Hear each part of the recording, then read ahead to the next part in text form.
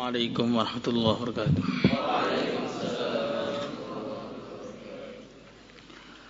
Al-Fatihah.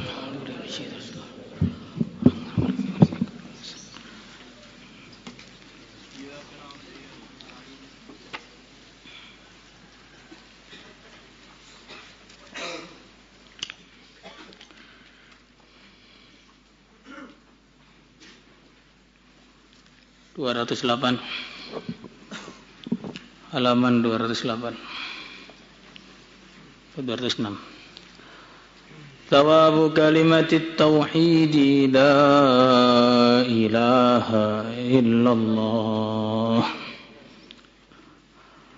Pahala kalimat tauhid la ilaha illallah. Qala Allah Ta'ala, Allah berfirman, daraballahu mathalan kalimatan tayyibah kasyajaratin tayyibatin asluha thabitun wa far'uha fis sama' tu'ti ukulaha kulla hinin bi'izni rabbiha. Qala Allah Ta'ala, Allah berfirman, daraballahu, Allah telah menjadikan masalan satu perumpamaan kalimatan thayyibatan bagi kalimah thayyibah kasyajaratin thayyibatin seperti pohon yang baik asluha akar-akarnya thabitun kokoh wa far'uha dan dahan-dahannya fis sama menjulang tinggi ke arah langit. Tu'ti, pohon tersebut memberikan ukulaha buah-buahannya kulla hinin setiap musim biidni rabbiha dengan izin Tuhannya. Qala Ibnu Abbas wa ghairuhu al-kalimatut thayyibah, kalimat thayyibah hiya la ilaha illallah. Di sini Allah Subhanahu wa taala memberikan perumpamaan kepada kita tentang kalimat thayyibah. Perumpamaan itu sangat banyak di dalam Al-Qur'an. Begitu juga dalam hadis-hadis perumpamaan itu sangat banyak. Apa gunanya perumpamaan? Perumpamaan itu untuk memudahkan kefahaman. Perkara-perkara yang tidak tampak diumpamakan dengan perkara yang tampak sehingga mudah dipahami. Seperti dalam Bukhari disebutkan, baginda Rasulullah sallallahu alaihi wasallam menggambarkan perumpamaan diutusnya beliau. Seperti orang yang memiliki rumah dan dia sudah menyiapkan makanan yang begitu mewah. Kemudian dia mengirimkan utusan, siapa yang mau makan silakan datang ke rumah fulan, fulan dan fulan. Maka ada orang yang percaya dengan utusan tadi sehingga datang ke rumah dan makan. Ada orang yang tidak percaya dengan utusan tadi sehingga dia tidak datang ke rumah dan tidak bisa makan. Milik rumah adalah Allah, rumahnya adalah surga, yang dikirimkan adalah baginda Muhammad sallallahu alaihi wasallam. Siapa yang ikut Nabi maka masuk surga, siapa yang tidak ikut Nabi maka tidak bisa masuk surga. Ini namanya perumpamaan. Maka para ulama pun juga membuat perumpamaan-perumpamaan dalam banyak pembahasan mereka. Untuk apa? Untuk memudahkan pemahaman sang murid terhadap pelajaran yang disampaikan. Maka boleh kita membuat perumpamaan itu asal sesuai dengan syarak. Asal tidak menjadikan Allah itu sama dengan makhluknya. Asal tidak ada penghinaan kepada Allah dan Rasulnya. Itu batasan-batasan dalam membuat perumpamaan yang harus dipahami. Jangan sampai lost sehingga bikin perumpamaan-perumpamaan yang di situ ada peremehan terhadap syariat Islam atau kaku sehingga tidak boleh menggunakan perumpamaan sama sekali. Maka dua-duanya ini adalah golongan yang tidak betul. Allah Subhanahu wa taala menyerupakan kalimat thayyibah ini seperti satu pohon yang kuat. Akarnya menancap ke tanah, dahan-dahannya menjulang ke langit, buah-buahannya tumbuh sepanjang musim. Pohon kurma ini maksudnya, karena dia tidak pakai musim kurma itu. Terus. Nah, makanya yang jadi pelajaran bagi kita apa? Bagaimanakah cara menanam pohon yang baik? Karena kalimat la ilaha illallah ini juga perlu kita tanam. Sebagaimana pohon akan bisa bermanfaat bagi kita setelah kita tanam. Kalau kita punya benih kurma 1000, tapi kita simpen aja di kantong, ya, sampai hari kiamat nggak bakal ada tumbuh. Ya tumbuh lumut maksimalnya. Tapi kalau kita punya biji kurma walaupun cuma 1 saja, tapi kita tanam dengan cara yang baik dan kita rawat, maka akan menghasilkan kebaikan. Menghasilkan pohon yang sempurna seperti tadi. Maka yang pertama kita harus tahu bahwa bibitnya itu adalah kalimat la ilaha illallah. Cara menanamnya dengan dakwah. Cara menanamnya dengan dakwah. Karena inilah yang dipraktekkan oleh seluruh nabi, seluruh rasul. Ayyuhan nas qulu la ilaha illallah tuflihu. Ya qaumi i'budullaha ma lakum min ilahin ghairuh. Ini semua nabi, semua rasul dakwahnya sama. Ngajak orang untuk mengucapkan, meyakini, mempraktekkan kalimat la ilaha illallah. Dakwah. Tidak ada cara lain selain dakwah. Kalau ada cara lain selain dakwah untuk menanamkan kalimat ini, itu tentu yang akan dilakukan oleh para nabi dan para rasul. Tapi ternyata tidak ada yang mereka kerjakan selain itu untuk menanamkannya. Maka cara untuk menanamkannya ya hanya itu. Setelah ditanam maka perlu diairi. Ya, kalau nanam bibit terus nggak pernah kamu airi, ya nggak bakal keluar. Maka perlu diairi. Airnya apa? Airnya adalah ilmu masail. Ya, Jaron dulu menyebutkan gitu, ilmu masail. Tahu mana yang halal, mana yang haram, mana yang sunnah, mana yang makruh, mana yang wajib. Adabnya bagaimana? Ilmu masail ini harus tahu.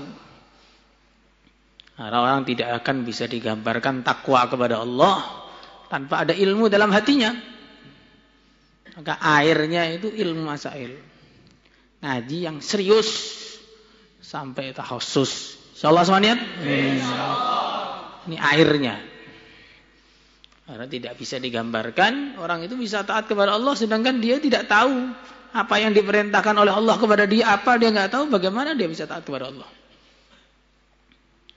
Kemudian dipupuk. Nah, kalau pengen cepat besar dipupuk, kalau cuma diairi saja nggak cepat besar.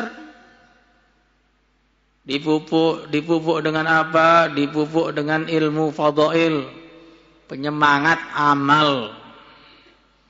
Orang itu kalau nggak pernah baca fadilah amal, maksudnya fadilah tentang amal, ya seperti Al-Majjar Ar-Rabih ini contohnya, maka dia nggak akan semangat amal. Semua amal jadi beban.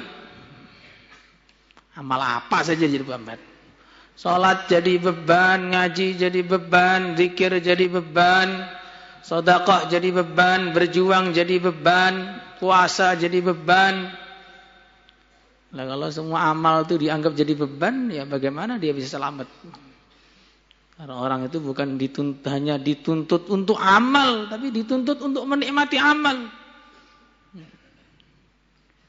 Bukan hanya dituntut untuk amal saja, tapi dituntut untuk menikmati amal. Karena tidak bisa digambarkan orang itu istiqomah amal kalau dia ini tidak menganggap amal itu satu kenikmatan. Seperti orang itu kalau amal dianggap beban itu seperti orang bawa karung. Orang bawa karung itu gimana? Pengen cepet-cepet karungnya diletakkan. Orang bawa kayu, ya. Orang bawa karung, bawa beban, itu nggak pengen beban itu ada di atas punggungnya terus. Ya, pengen segera sampai tempat, letakkan bebannya. Nah, kalau orang itu amalnya jadi beban, akhirnya ngaji itu pengennya cepat-cepat Ramadan biar cepat pulang. Nah, kalau pagi cepat-cepat ngasih 10, cepat-cepat tahsin biar bisa tidur. Nah, ini kalau amal itu masih beban itu begitu itu. Kan bahaya. Perlu ada penyemangat. Targhib dari Allah dan Rasulnya, iming-iming dari Allah dan Rasulnya yang hak, melewati Al-Quran dan Al-Hadis tentang fadilahnya amal.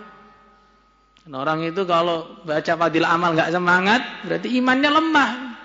Diiming-imingi sama iklan di pinggir jalan dia percaya, diiming-imingi oleh Allah dan Rasulnya dia nggak percaya.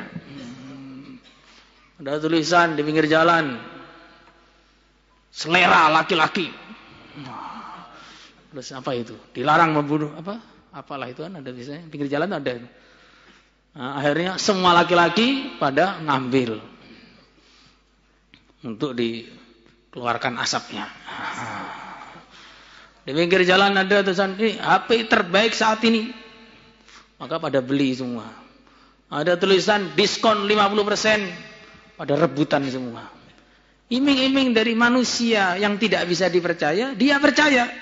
Iming-iming dari Rabbul Alamin, dia tidak percaya. Nah, makanya bermasalah. Orang itu kalau baca fadilah amal, baca kitab tentang fadail amal, nggak semangat, ini berarti kepercayaannya kepada Allah dan Rasulnya lebih rendah daripada kepercayaannya kepada sesama manusia. Silakan masuk perusahaan ini, gaji sebulan 10 juta. Semangat. Silakan sholat qobliyah subuh, gajinya lebih mahal daripada dunia dan segala isinya, gak semangat. Bah, kok sholat qobliyah subuh, subuhnya aja kadang enggak. Sebagian orang subuhnya itu kadang-kadang nunggu matahari terbit. Sebagian lagi nunggu matahari tenggelam. Baru subuh. Disirami dengan, dipupuk dengan ilmu fadail.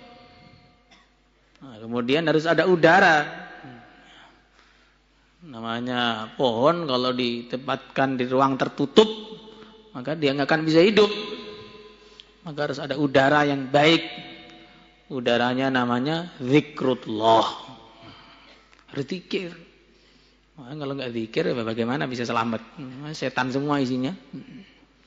Zikir dengan cara yang benar, dengan adab yang benar. Ada seorang ulama, dia ini kehilangan keramatnya, semua hilang keramatnya. Maka akhirnya dia tanya sama ulama-ulama yang lebih senior, apa sebab saya ini kehilangan keramat saya? Maka ulama-ulama senior pada istikharah. Setelah istikharah, kesimpulannya, kamu kehilangan keramat kamu karena kamu mengucapkan Allah.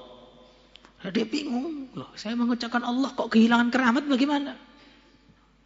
Setelah diteliti, ternyata dia pernah mengucapkan Allah dalam keadaan tidak beradab sehingga keramatnya hilang semua.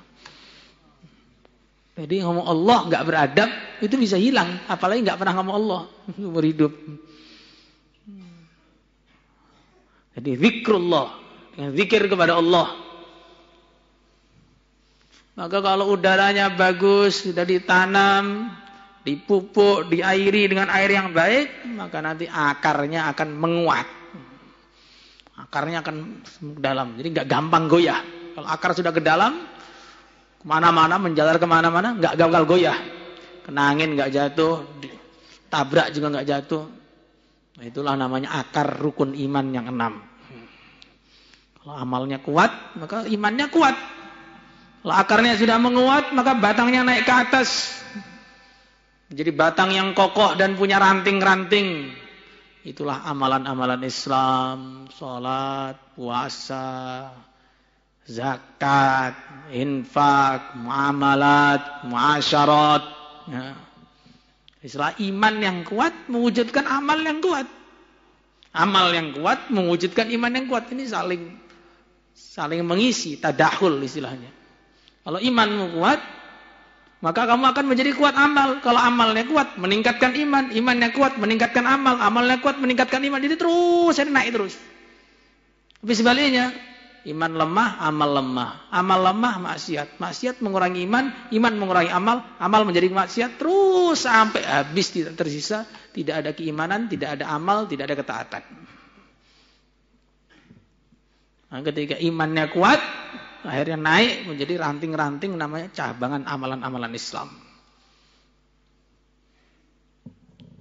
Setelah amalan Islam, setelah cabangnya kuat, maka muncul buah. Buahnya apa? Buahnya akhlak yang baik. Nah, buahnya akhlak yang baik. Jadi kalau orang itu imannya baik, amalnya baik, pasti akhlaknya kepada Allah, akhlaknya kepada hamba Allah jadi baik. Ya, akhlak itu bukan hanya hubungan manusia dengan manusia. Akhlak itu hubungan manusia dengan pencipta manusia juga. Maka riya itu akhlak buruk. Sombong itu akhlak buruk. Dalam hati padahal itu. Makanya akhlak itu bukan hanya hubungan manusia dengan manusia. Hubungan manusia dengan pencipta manusia juga. Berakhlak yang baik kepada Allah, maksudnya taat total kepada Allah. Dan buahnya akan manis dengan keikhlasan. Ya, kadang-kadang ada buah yang tidak manis. Nah, pohon kamu lihat, nanti kamu petik kelihatannya kuning terang gitu mangganya itu. Nah, ternyata begitu dirasakan tuh nggak ada rasanya. Itulah orang-orang yang amalnya tidak ikhlas. Walaupun dia berbuat kebaikan yang luar biasa, sedekah, infak, belajar, berjuang, dakwah, semua dikerjakan. Tapi kalau nggak ada ikhlas, maka nggak ada rasa. Maka kalau amal itu belum ada rasa, berarti amal itu belum ikhlas. Kalau sholat belum ada rasanya, puasa belum ada rasanya, ngaji belum ada rasanya, belum ikhlas. Seperti, atau ada keikhlasan dikit, nggak merubah apa-apa. Seperti kopi, 1 cangkir dikasih gula 1 butir. Ada rasanya tidak? Tidak ada. Gulanya ada, rasanya tidak ada. Kemanakah perginya sang rasa? Gulanya ada, rasanya tidak ada. Kenapa? Karena terlalu sedikit. Maka ikhlas itu kalau terlalu sedikit, tidak akan memberikan rasa apa-apa. Hambar semuanya. Kata-katanya tidak menjadikan orang beramal, amalannya tidak menjadikan orang beramal. Kalau amalannya saja tidak menjadikan orang beramal, apalagi maksiatnya. Ketika sudah ada buahnya utuh, masih perlu dijaga lagi. Perlu dipagar, biar gak dimakan kambing, biar gak dimakan sapi, biar gak dicuri orang. Apa pagarnya? Pagarnya menjauhi perkara yang haram. Karena walaupun sudah semua, kalau tiap hari haram terus, ya seperti galon yang bocor itu. Diisi terus, ya tumpah terus. Makin banyak maksiatnya, makin kencang bocornya. Nah, kadang-kadang kalau sudah mulai bocor bawahnya, itu pengisian atas sudah mulai berhenti.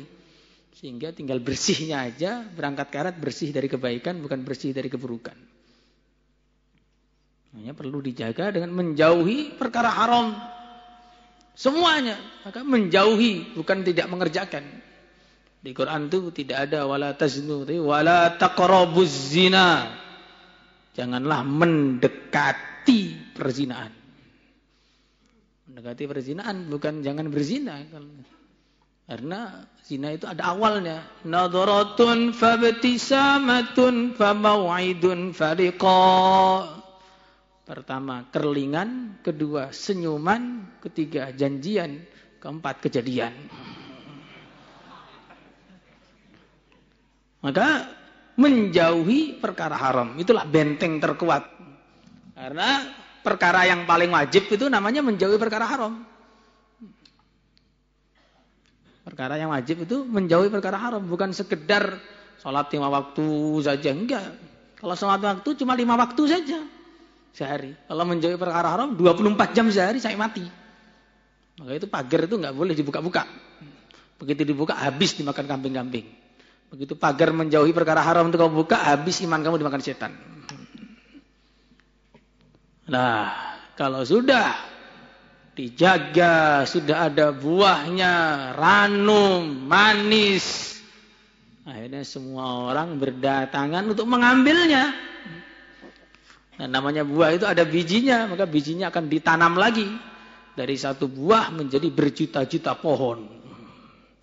Itulah orang itu kalau sudah imannya lurus, amalnya lurus, Allah akan jadikan dia jadi asbab hidayah. Sehingga amalannya, kata-katanya, sedekahnya, sholatnya, puasanya, bahkan tidurnya pun menjadikan orang dapat hidayah. Seperti Sayyidina Umar radhiyallahu ta'ala anhu didatangi oleh utusan Persia atau utusan Romawi. Mana Umar yang menggegerkan dunia itu mana? Oh, di sana. Istananya mana istananya? Oh, Umar enggak punya istana, Umar. Adanya di masjid. Biasanya tidur di masjid. Dia datang ke Masjid Nabawi yang sangat sederhana sekali. Dia tanya, "Mana Umar?"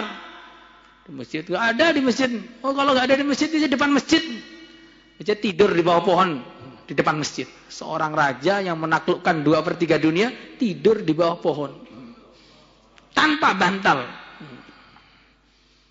Bantalnya itu cemeti. Nah, cemeti jadikan bantalnya. Maka begitu sampai situ utusan Raja Persia atau Romawi tadi mengatakan, "Wahai Umar, gara-gara kamu adil, kamu ini tenang. Tidur di bawah pohon seorang diri pun ya tenang saja. Raja saya itu zalim, maka kemana-mana harus dijaga orang terus. Karena takut dibunuh orang." Tidurnya bisa mendatangkan hidayah. Tapi bukan tidur waktu ngaji loh. Musibah kalau itu. Karena tidur waktu ngaji ini dinikmati masalahnya. Ini murni setan. Pokoknya orang itu kalau ngaji tidur murni setan. Iya, kita ini mau tidur, ada teman berisik sedikit saja terganggu. Jangan berisik, enggak bisa tidur. Lah ini salon sebanyak ini kok enggak mengganggu telinga kamu, kan berarti ada setannya di situ. Lagi bersemayam beranak di situ.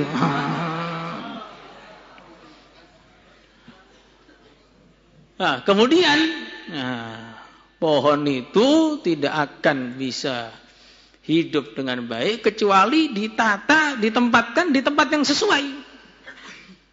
Ditempatkan di sawah sana, ditempatkan di kebun. Kalau pohon ditaruh dalam kamar, mati.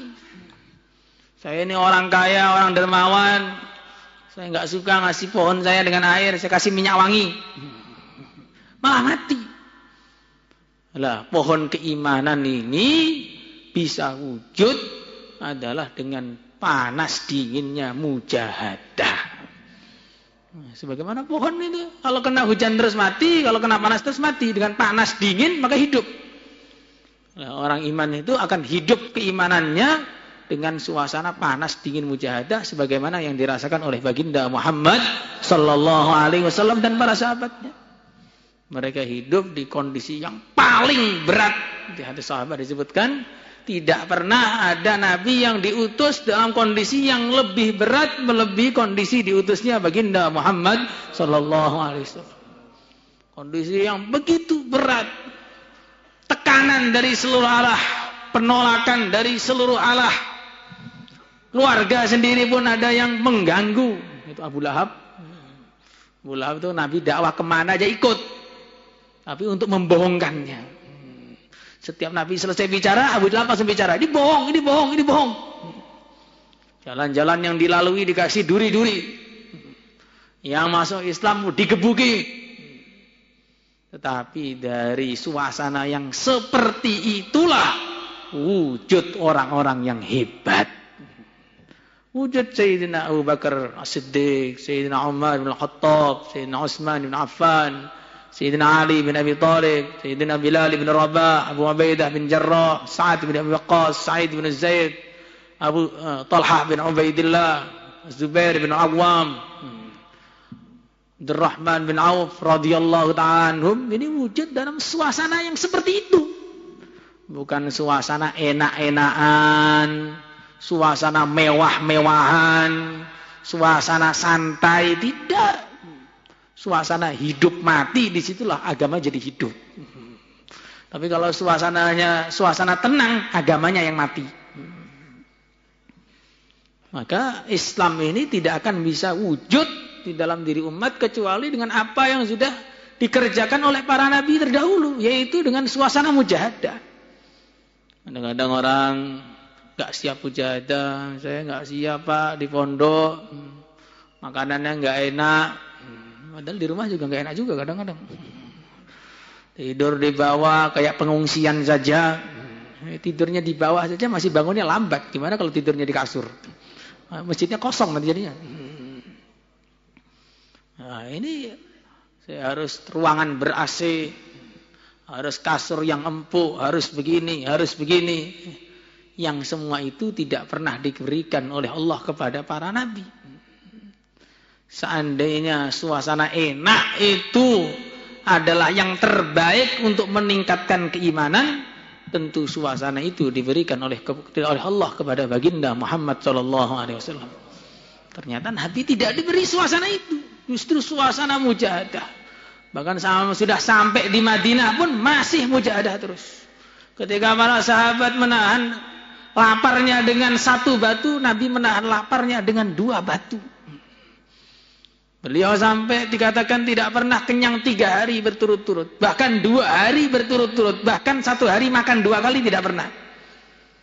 Jadi kalau pagi makan besar, mesti satunya kurma. Bahkan pernah 2 bulan berturut-turut hanya aswaden saja. Dari suasana yang begitulah muncul orang-orang hebat. Maka dengan mujahadah, dengan perjuangan, nahnu qaumun a'azzanallahu bil Islam, wa mahma talabna al-'izzata min ghairihi adallana Allah. Kita ini sudah dimuliakan oleh Allah dengan Islam. Begitu nyari kemuliaan selain dari Islam, pasti dihinakan oleh Allah. Masalahnya umat Islam bukan masalah ekonomi. Masalahnya umat Islam bukan masalah politik. Masalahnya umat Islam bukan masalah persenjataan. Masalahnya umat Islam masalah pengetahuan. Masalahnya umat Islam ini sudah kenal kepada Allah tapi tidak taat kepada Allah. Itu masalahnya umat Islam. Kenapa sudah kenal kepada Allah kok tidak taat kepada Allah? Karena mereka tinggal di suasana yang tidak mujahadah. Maka kita harus mujahadah yang lebih, seriusnya yang lebih. Disitulah akan wujud keimanan yang lebih. Insyaallah semuanya. Salatullah